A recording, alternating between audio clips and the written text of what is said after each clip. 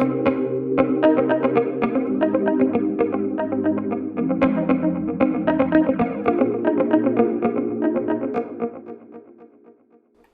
everybody. Thanks for having me here, and thanks to CIDOC. I am part of the digital team here at the Chester Beatty in Dublin, and I want to briefly talk to you about how we document the physical objects for a digital outcome. The Chester Beatty Digitization Department in its current format was established in 2017. We have a very active digitization programme focusing on exhibitions, gallery rotations, loans and paid image orders. The collection is principally focused on the written word and its associated painted and printed images. The museum contains a world-famous collection of manuscripts, prints, miniature paintings and early printed books from countries across Asia, the Middle East, North Africa and Europe. However, it also includes various objects such as textiles, clay tablets, fans, netsuke, and other objets d'art. The end goal of our ongoing digitization program is to make the collections available online via our digital collections page, which was launched in December 2018. This is freely available to the public and provides access around the world to high-resolution images of complete objects as well as tombstone information and more detailed descriptions. Items can be downloaded in various formats for research. Currently, we have over 3,600 objects online and many more than that fully digitized, which for a collection of approximately 20,000 objects is a significant achievement in the last 3.5 years, particularly considering the limitations of 2020 and 2021. As soon as anything from the collection is flagged as requiring new photography, it enters our digitization workflow. This involves several stages of checks and preparation, all of which need to be carefully documented.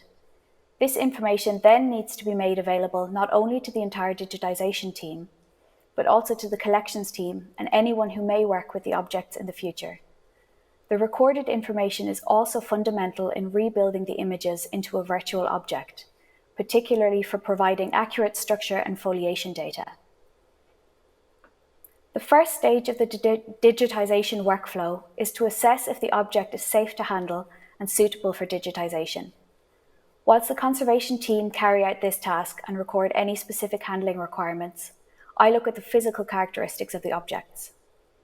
I measure them and in most cases note the orientation of the object, stating if they read or open from left, right, top or bottom.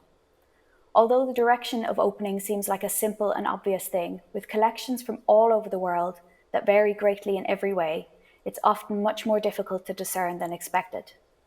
This information also plays an important part in building the virtual objects online.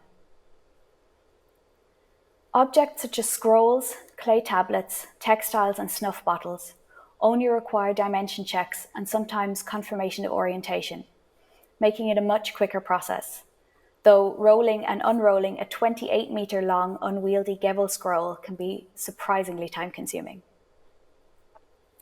Codices, or folios which were once part of a codex, require more detailed checks and documentation. As with the majority of manuscript libraries, we aim to add physical numbering to the pages of all our manuscripts. This is useful for security reasons, for confirming the length of the manuscript, for estimating the time needed to digitize the object, and it helps the photographers ensure that they have not missed any shots. Of course, all numbering and corrections are made using conservation-approved materials, adhering to our labelling and marking policy, and are fully reversible. Where previous numbering exists and errors occurred, nothing is erased. Rather, a line is drawn through the old number and the correct foliation or pagination is written in.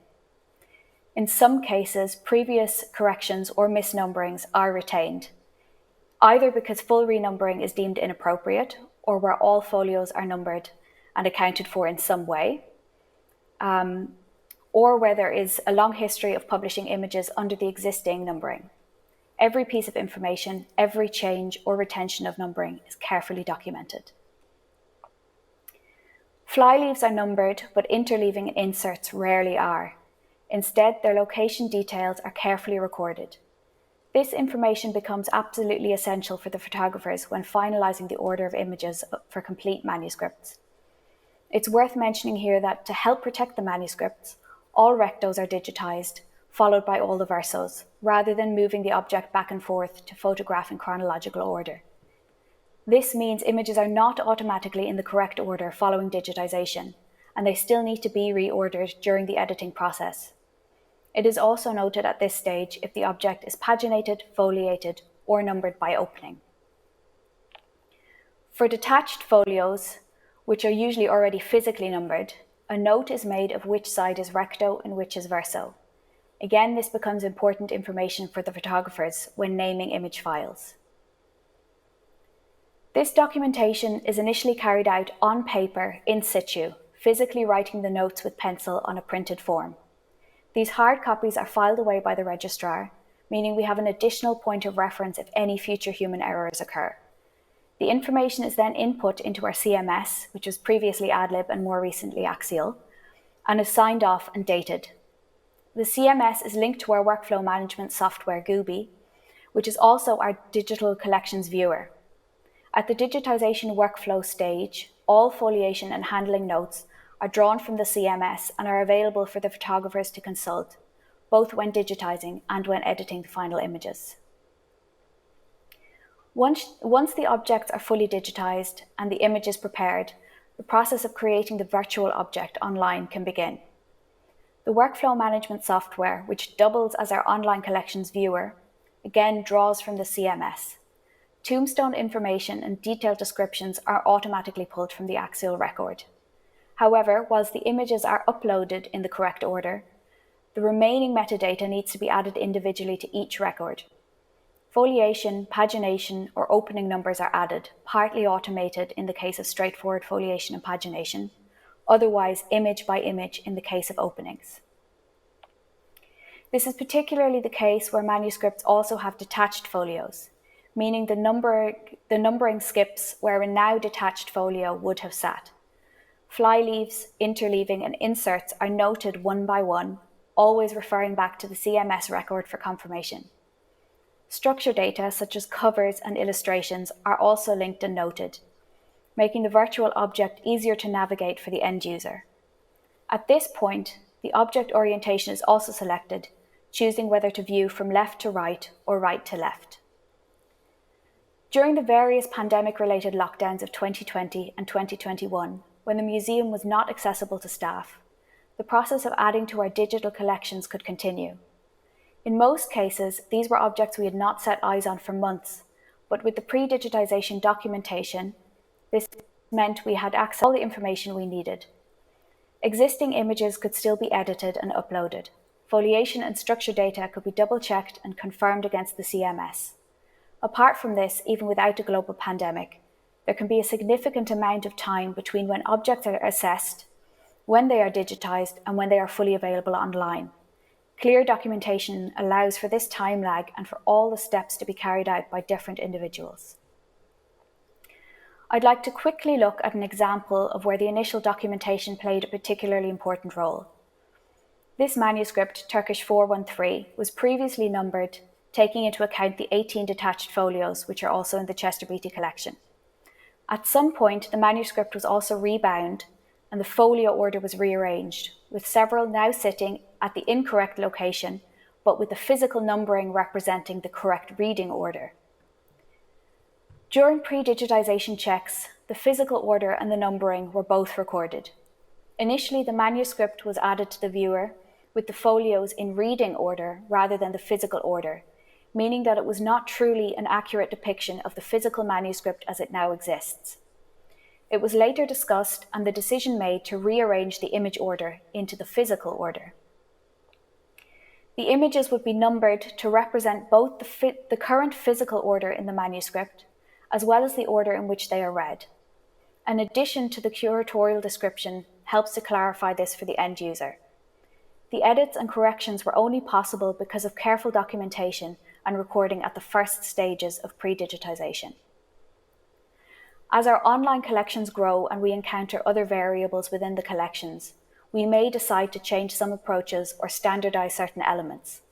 Clear documentation make any retrospective changes to the digital objects possible. On a side note, our 3D virtual tours are another digital element supported by traditional documentation. Using our Matterport camera, 3D scans are carried out of all our galleries and each temporary exhibition. The objects on display in the scans are then linked to the viewer, where the end users can in fact see more of the object than what is on view in the museum. Although this really was a very, very brief introduction to our processes, I hope it gives an impression of how the complete process of digitization is a perfect amalgamation of documentation and technology. The preparatory documentation is essential for, firstly, being able to accurately digitize the collection, and is then used to build accurate virtual objects to be explored by the end users. If you have any questions or suggestions, please get in touch with the museum, and also make sure to look at our digital collections, our virtual tours, and we have a lovely little digital blog, which we will get back to updating any day now. Thank you. Thank you.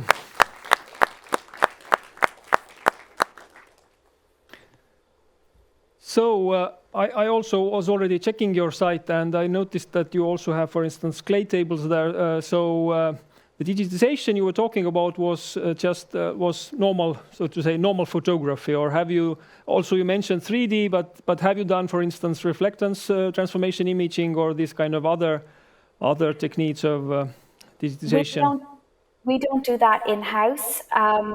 We have had teams come in for multispectral, but that was very much a project with the conservation team looking at specific objects. We do just photography, but we are looking into getting 3D scanners. In fact, we may be really in the middle of the process right now. Okay, thank you. So do we have questions from the audience? Then I ask myself, so was this digitization carried out? Is this like more like an ongoing work, or was it carried out as part of a project that you were now talking about? So this is all ongoing. We constantly have photographers working on digitizing objects, editing the images, and getting them ready to go online. The curators are each constantly working on cleaning the metadata of the axial record so that we can put complete objects online with a completed record. And our priorities are based really around things like loans or our own internal exhibitions, our rotation schedule within the permanent galleries.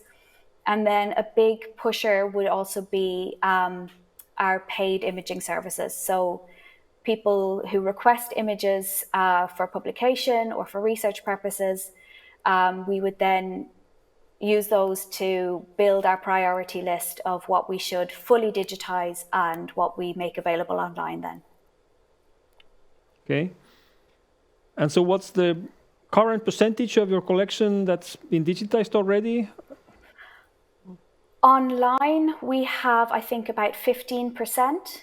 Digitized, we have a lot more than that, because there would be a lot of things where we would have maybe individual folios of a group of detached folios fully digitized, but a lot of things we don't make them available online until the full record is complete.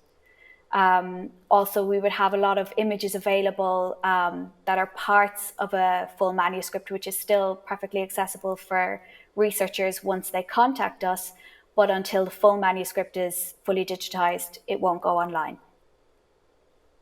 Okay, thank you. I think, so we have two questions also on workshop. I think probably you already answered to one. How do you determine what objects should be digitized in terms of priority? Or do you want to add anything? Well, I don't think it's really anything extra than what I said, but it's based around loans, exhibitions, orders, and research as well, internal research as well as the external research requests. And the other question, I think it's from Hunt Museum. So Jill, maybe, is it from you? Yeah, it's not a question.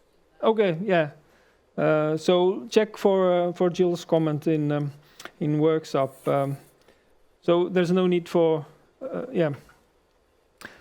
So anything else? Any questions, remarks? If not, thank you very much. Thank you.